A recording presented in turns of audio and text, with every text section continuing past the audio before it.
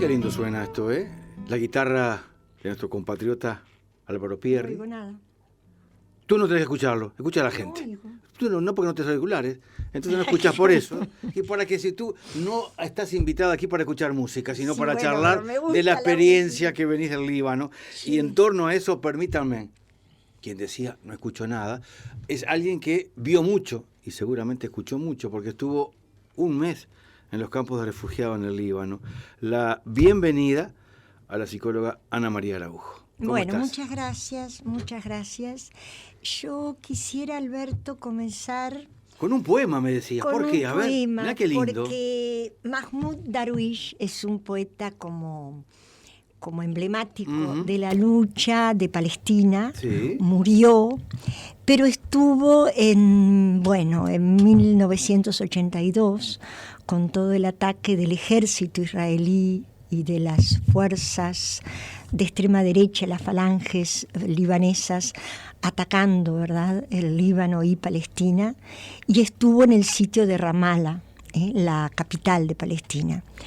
Y me parece que tiene mucho que ver en este estado de sitio porque implica a través de la poesía, ¿verdad? Nos podemos introducir, es un arma cargada del futuro. A ver. La vida plena, la vida a medias, acoge una estrella cercana atemporal y una nube exilada espacial. Y la vida aquí se pregunta cómo resucitar a la vida. Aquí, en los altos del humo, en la escalera de casa, no hay tiempo para el tiempo. Hacemos lo que hace quien se eleva hacia la incertidumbre. Olvidamos el dolor. El dolor que la señora de la casa no tienda más la ropa por la mañana y que se conforme con lavar esta bandera ensangrentada. Los soldados calculan la distancia entre el ser y la nada con la mirilla del tanque.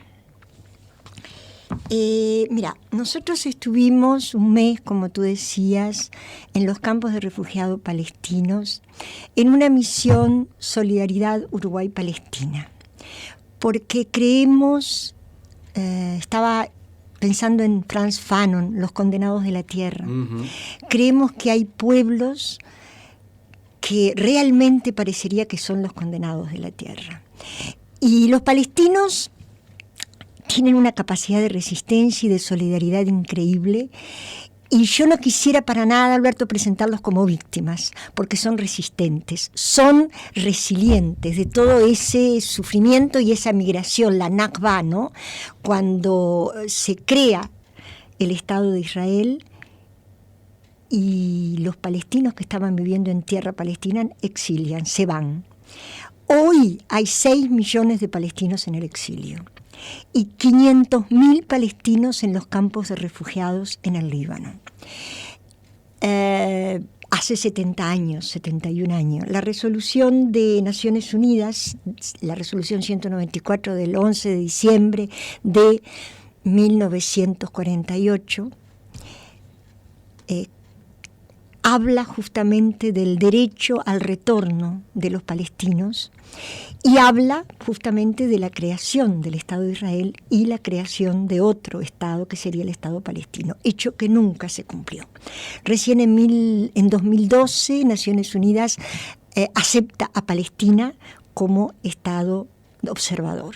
¿Por qué? Y bueno, Alberto, la historia yo diría de siempre, ¿no? Estados Unidos con el veto, Israel juntos, están impidiendo sistemáticamente el reconocimiento de Naciones Unidas como Estado total, aunque hay 70 países del mundo que reconocen el Estado de Palestina. Bueno, Palestina, yo para empezar a hablar diría que hay que tener muy claro tres momentos, digamos, ¿no? 3 momentos o 3 partes geográficas. Por un lado, la Franja de Gaza, que es un verdadero campo de concentración donde hay 2 millones de palestinos que no pueden ni entrar ni salir.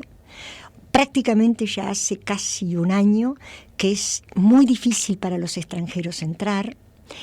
y yo diría que los que logran entrar son organizaciones solidarias que vienen fundamentalmente de Europa del Norte, a través de Médicos Sin Fronteras, a través de la Cruz Roja. Gaza, entonces, que está bajo gobierno de Hamás, partido islámico, con 2 millones, aislado totalmente del mundo, con 4 horas de electricidad por día, últimamente con el ejército israelí. Yo quiero hablar bien del ejército israelí y diferenciar el ejército y el gobierno de israelí y el pueblo judío, ¿verdad? El ejército de israelí en este momento está fumigando con agrotóxicos los pocos cultivos en Gaza, lo cual no solo tienen prácticamente poquísima electricidad, no pueden salir del territorio que es guetizado, diría yo, sino que además les están fumigando los campos de refugiados, ¿no? Gaza por un lado, entonces, por otro lado Cisjordania, que sería bueno de pronto en algún momento ver este mapa, porque me parece tan simbólico y tan fuerte, ¿no? Lo que era Palestina antes del 47 y lo que ya en 2010 es Palestina, es decir, un territorio que hizo implosión con los distintos checkpoints y la ocupación sistemática del ejército israelí colonial, apoyado evidentemente por Estados Unidos, ¿no?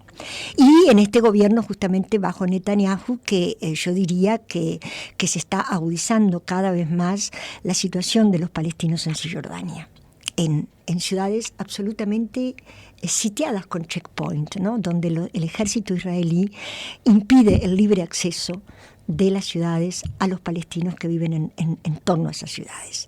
Y por último están los campos de refugiados palestinos y los refugiados palestinos en el mundo entero. Fundamentalmente los campos de refugiados palestinos están en Jordania y en el Líbano. La situación de Jordania es un poco más sobrevivible, digamos, que la de los campos de refugiados en el Líbano. En el Líbano, para aclarar, es un gobierno donde hay, por un lado, el gobierno pertenece a 3 fuerzas, digamos.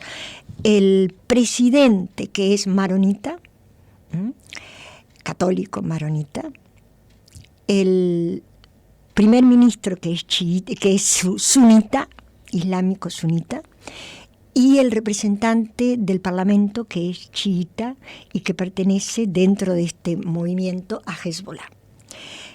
Eso es en el Líbano. Ahora, en el Líbano hay 12 campos de refugiados palestinos, en donde nosotros estuvimos en 5 de ellos. Pero yo te diría que para hablar de las vivencias nuestras, sería bueno hablar de Shatila y de El Helwet, que es un campo en el sur del Líbano, que me parece que es donde más podemos vivenciar la situación de los palestinos, de las mujeres, de los hombres y de los niños, Alberto, palestinos. Nos metemos en ese campo de concentración, en esos campos de refugiados, allí en el Líbano. Estamos conversando con la psicóloga Ana María Araujo, acaba de regresar de estos campos de refugiados. Yo confieso que me cuesta mucho entender 2 millones de personas en Gaza, en un territorio muy pequeñito.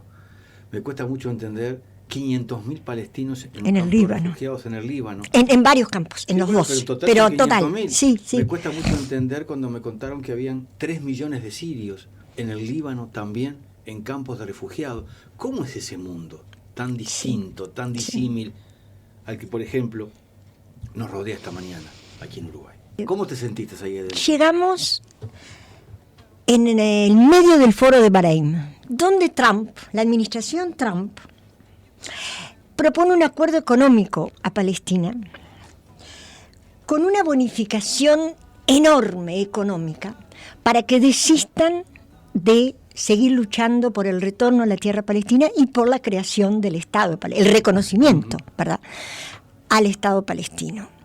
Entonces fue impresionante porque llegamos de Beirut e inmediatamente compañeros que nos contactó la Embajada de Palestina, compañeros de la OLP, de la Organización por la Liberación de Palestina, y de Fatah, nos fueron a recibir al aeropuerto e inmediatamente fuimos a Shatila. Yo no sé si... Qué nombre conmovedor. Probablemente algunos oyentes recuerden. Fue en 1982 la masacre de la falange de extrema derecha libanesa, junto y apoyada por el ejército israelí, donde hubo la masacre de Sabra y Shatila. Sabra no existe más. No existe más. Arrasaron con todo.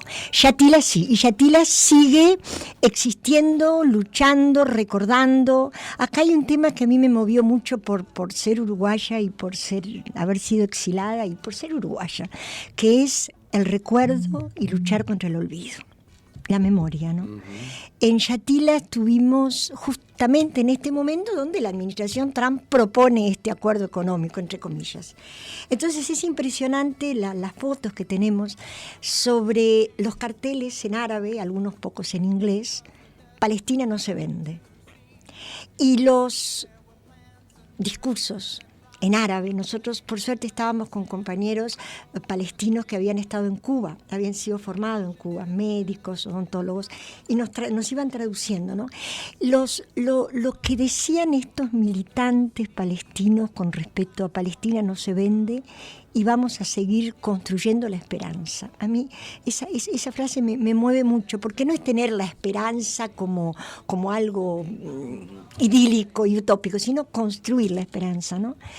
Y la resistencia, acá sí, de todos los distintos sectores palestinos, desde Hamás hasta la Autoridad Nacional Palestina, Fatah, los distintos partidos, algunos laicos, marxistas, todo lo que podría significar resistencia, organizaciones de mujeres, organizaciones ONG que hay en Palestina, se enfrentaron y dijeron no a esta especie de propuesta indecente e indigna de Trump. Bueno, llegamos en un momento, entonces, yo te diría muy fuerte, y Shatila es un campo de 10.000 palestinos, hombres y mujeres. ¿Están en carpas? No hay carpas más en los campos de refugiados palestinos. Viven en pequeños apartamentos de unos 2, 3 pisos, en donde, ¿De cemento? Claro, ¿cómo? De cemento, absolutamente de cemento. Después sería bueno mostrar fotos, ¿verdad?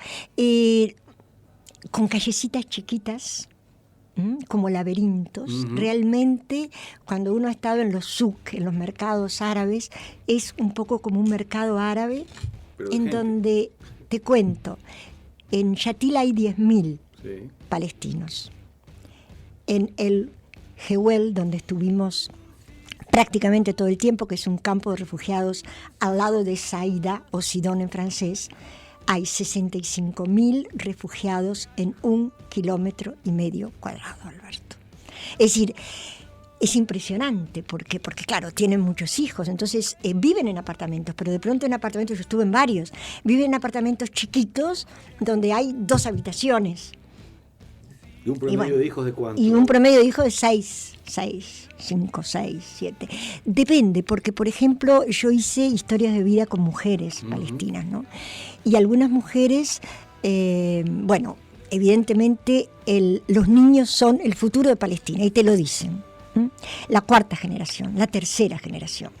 Pero algunas mujeres se han dedicado justamente a formarse. Es impresionante, yo diría que es impresionante la importancia que los palestinos le dan a la educación. ¿Ah, sí? Volvemos a Shatila. Shatila, 10.000 palestinos. Estuvimos en un cementerio de los mártires palestinos asesinados por los bombardeos de la falange libanesa y de los israelíes. Estuvimos en varias casas, en las plazas. Yo diría que hay una colectividad y una fuerza de solidaridad tan grande que no ves miseria en los campos. Ves pobres, ves pobreza, poquísimos recursos, pero no ves miseria, porque hay un sostén comunicacional, hay un sostén de la comunidad palestina que yo diría que impide justamente el que se mueran de hambre, no se mueren de hambre. ¿Y de dónde vienen esos recursos para la miseria? Bueno, ¿quién construyó esas casas? ¿Quién construyó esas casas? Por un lado, hay un reconocimiento muy grande de Naciones Unidas y de la Organización para Refugiados Palestinos de Oriente, del Medio Oriente, de Naciones Unidas. por un lado esto, es importantísimo. Por otro lado, varias ONG, sobre todo de Europa del Norte, Suecia, Noruega, Canadá también, no, Europa del Norte no es Canadá, por favor, Canadá, Ginebra, la Cruz Roja, y lo que nosotros estuvimos alojados en un hospital, el Hamshari, que es de la Luna Roja Palestina. Yo te diría que fundamentalmente estas organizaciones financian, digamos, la infraestructura. Por otro lado, ¿de qué viven esta gente?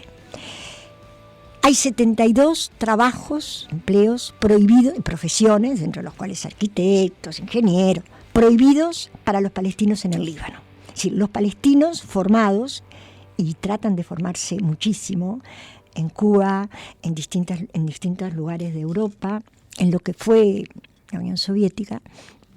¿Qué pasa?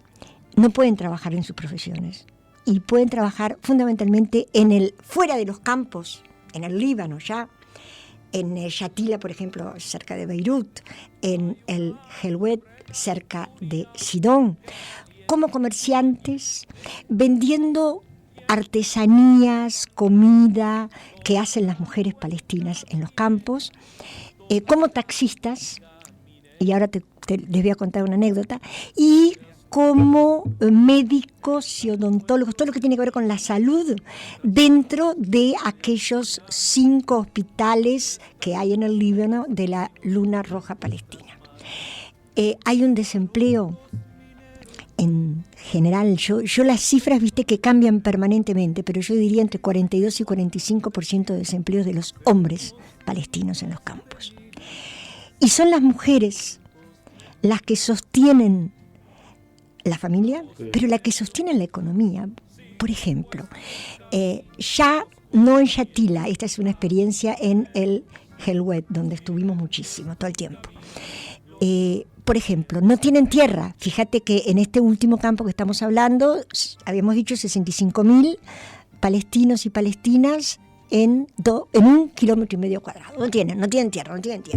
¿Qué hacen? Los garden roof.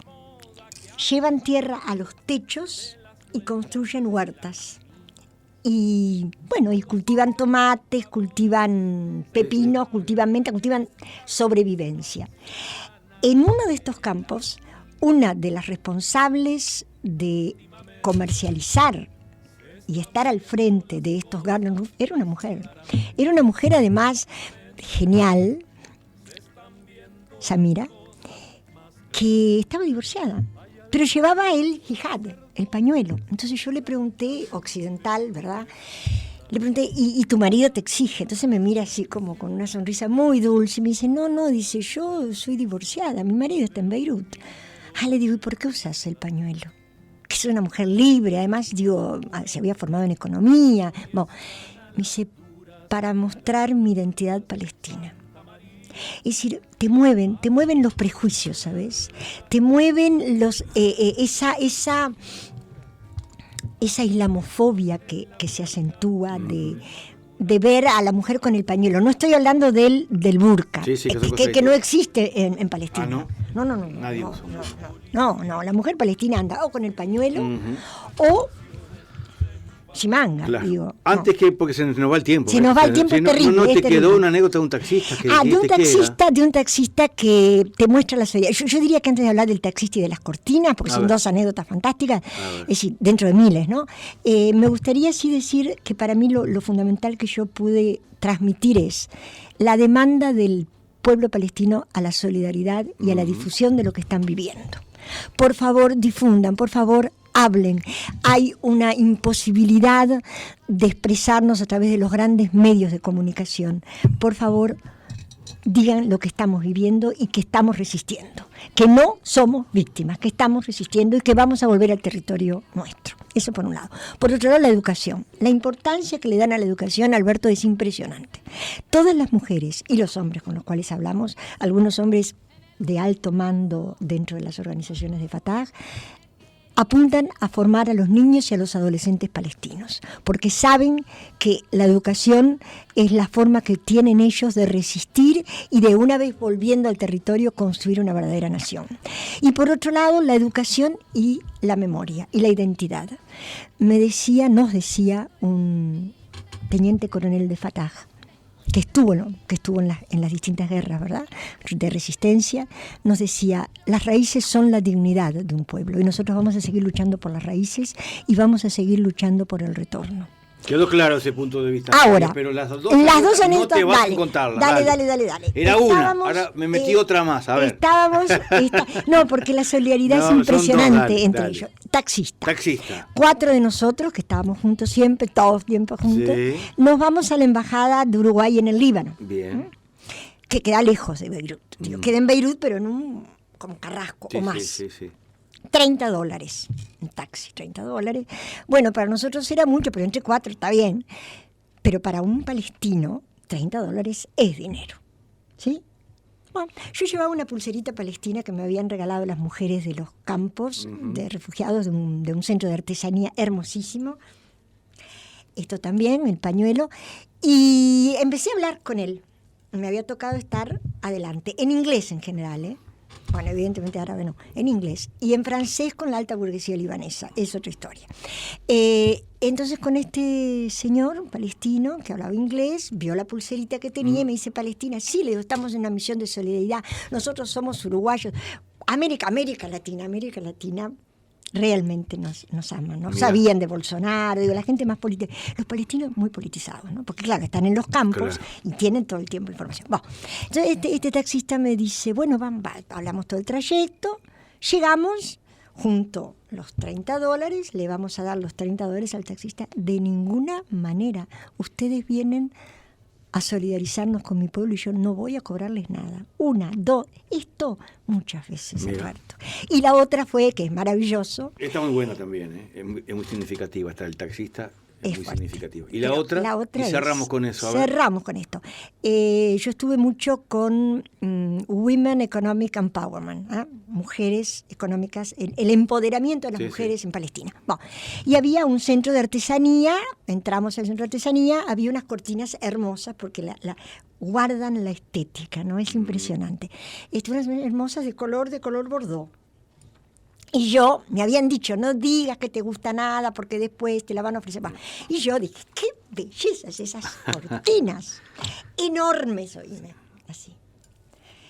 A los 2 minutos viene una chica palestina, sin nada, porque vamos a no mistificar, sin el burka, sin el chador, no. Viene y empieza a descolgar. Cara limpia. Descuelga las cortinas y me las dan, Alberto. Yo no pudimos creer, es decir, te dan lo que no tienen. Es decir, llegas a cualquier casa súper humilde, café, té, dulces. Y yo te diría que es la forma que tienen de decirles: seguimos existiendo dignamente. Seguimos luchando por el regreso, por el retorno, ¿no? Y cuando muchos de nosotros fuimos exilados, sabemos lo que implica el regreso a la tierra, ¿no? Estupenda, 2 anécdotas que pintan este periplo que te tuvo un mes allí en el Líbano. Gracias por la visita. No, por favor, gracias a ustedes y gracias a ti. Para quedarnos pensando, porque ha compartido esta mañana con nosotros la psicóloga Ana María Araujo, un mes estuvo en el Líbano compartiendo la vida en los campos de refugiados.